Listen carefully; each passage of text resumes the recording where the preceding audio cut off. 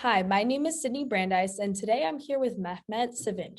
He is an assistant lecturer at the Hall School of Business at UC Berkeley, an executive coach, and the director of business development at Berkeley Executive Coaching Institute. And he is based out of Istanbul. So, welcome. Hi, Sydney. Nice to be back. Nice to have you. So today we have yet another really interesting topic that Mehmet is going to talk to us about, and it's rehumanizing the workplace, which is super important because of what we've all gone through with COVID for the past year. So I'm going to go ahead and start with, what does rehumanizing the workplace actually mean?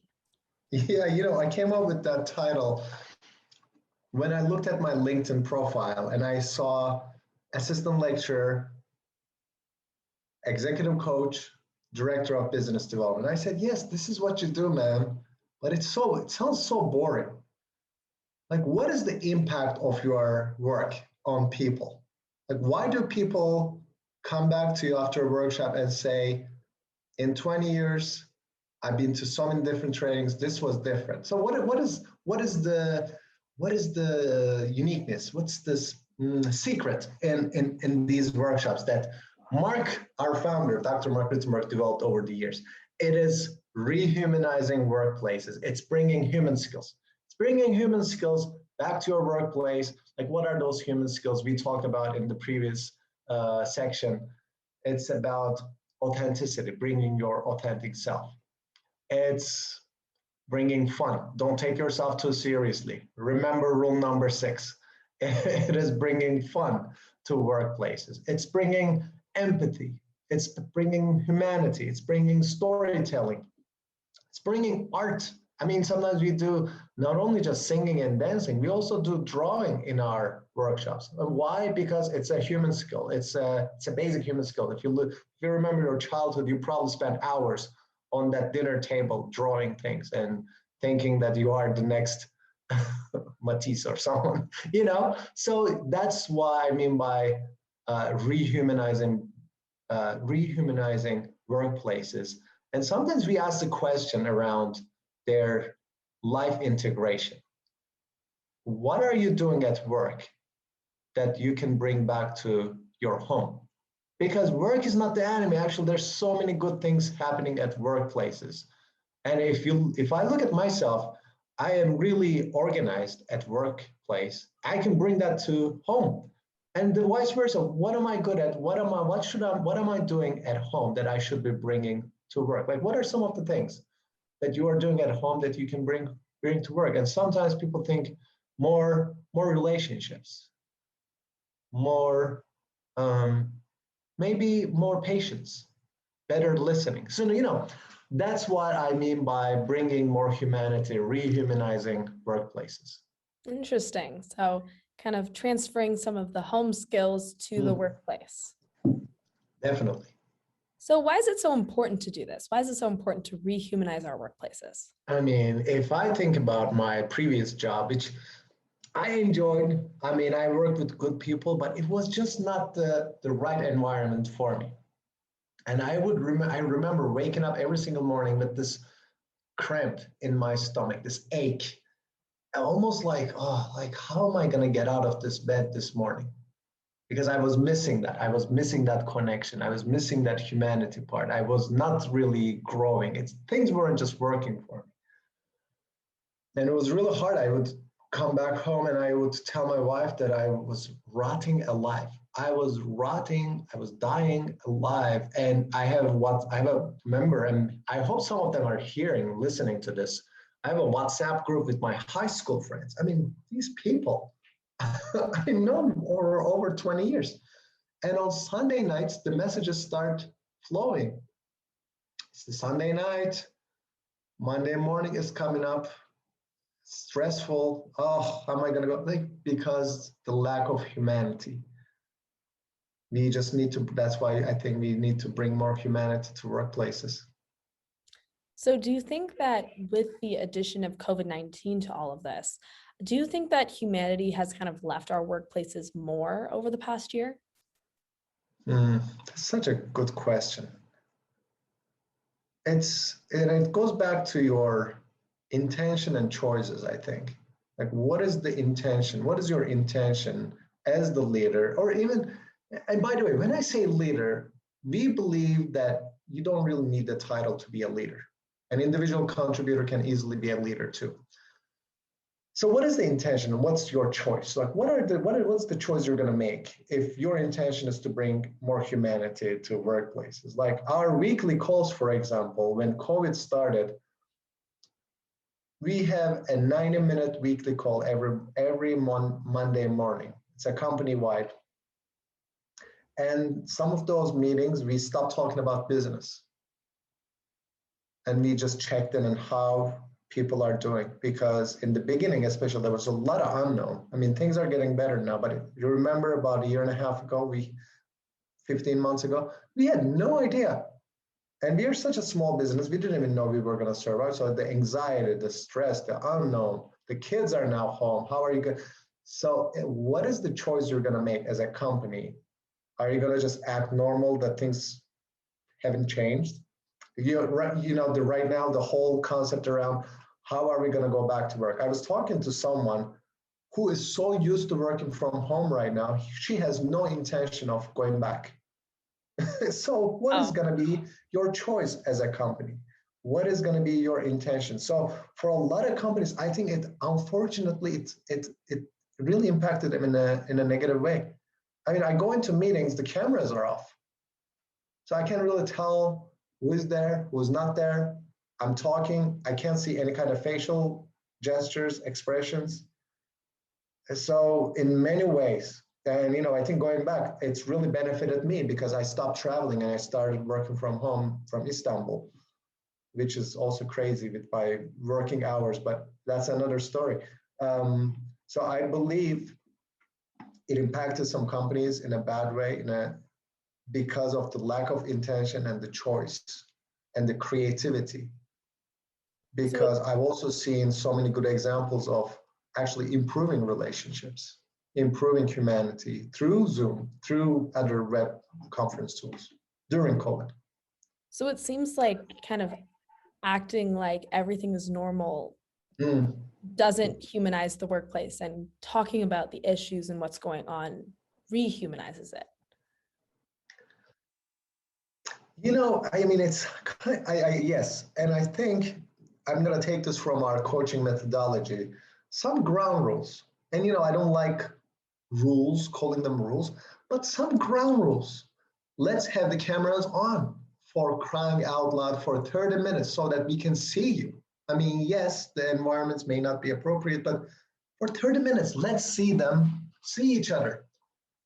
In many of our lectures, it's required to keep the cameras on. Yes, and we understand if there's something going on, but I think it's one of the most important things during this time.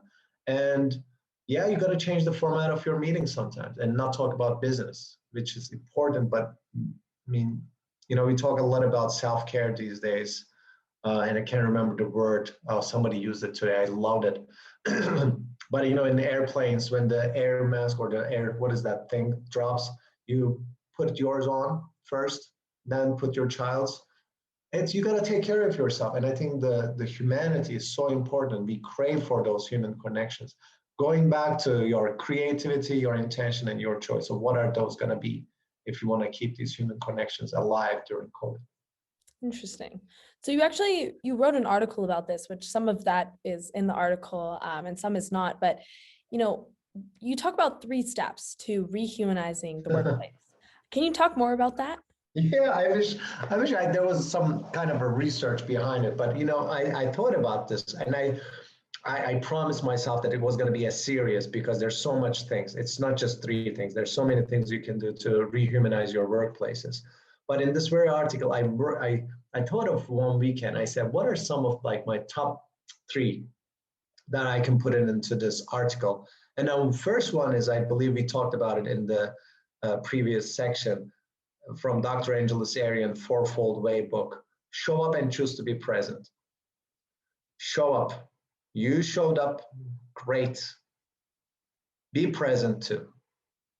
When somebody asks for a volunteer, go for it. When somebody asks a question, answer it. When somebody says, who has a question, ask a question. Be present, Be there for that person. I think you mentioned that people love to feel heard, love to be seen, love to feel important. Give them that pleasure. Make a choice. Going back to the choice again. This is coming from Dr. Mark Risenberg. It's not me. What's going to be your choice? Are you going to show up for these people and be present? So that's one. Be present. Be love to be seen. We love to be heard. Be present for your people. And I think we talked about it too. It's so hard with all these distractions going on. The second skill I talked, and I think we also talked about it in the previous section, is storytelling. The humanity, 8 years ago when I went through that 2-day training, I was with my colleagues. I hope they're listening, Alfred, Tiffany, and Eileen, who we shared a tiny office, 4 of us. And out of the 4, they put 3 of us in a breakout room, small breakout room, where we did some storytelling and shared a personal moment that made us the people that we are. A personal moment, not your whole life story. And I'm trying to remember, what was my story? I think I shared the story of leaving Turkey in 2004 and coming to the US to do my MBA. I think I shared that story and how challenging my first semester was. School, working, missing my parents. Honestly, if they called me and say, hey, this sounds really tough. I'm coming from a kind of like a mid-income family. So everything was taken care of for me till I was 24. I'm like, man, my life is so comfortable. I need to get out of this comfort zone and do something crazy and get uncomfortable. That's why I came to the US.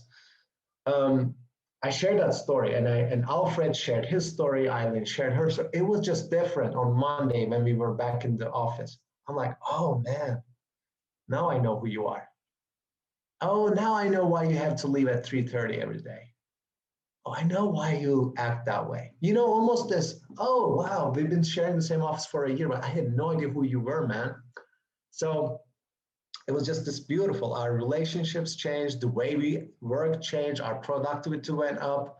It just was much better after that storytelling. And I believe the third skill I mentioned, oh, I remember, 3 A's. It's from a 5-part exercise that we do. We call it the quotidian meeting. And quotidien, if you speak French, it means daily in French. And it's a 5-part meeting. It's not done by the faculty, it's actually done by the participants. So perfect way for us to just sit back and enjoy when the participants are facilitating this exercise. And one of the 5 parts is called 3A's. And it stands for appreciations, acknowledgement, and apology. Like, when was the last time you appreciated someone for doing something good? And sometimes we hear the word, but that's what they're supposed to do. That's their job. That's okay. It doesn't really hurt to thank the person, appreciate, or acknowledge. You see something, you notice something, don't let it go just because that's in their job description.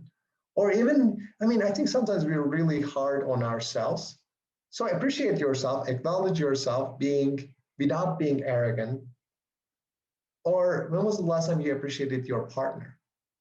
Oh, but that's what they're supposed. No, like we love to hear it. And if you heard the book, the love language, it talks about the 5 love languages, and mine is affirmation. So I love to hear appreciations, acknowledgements.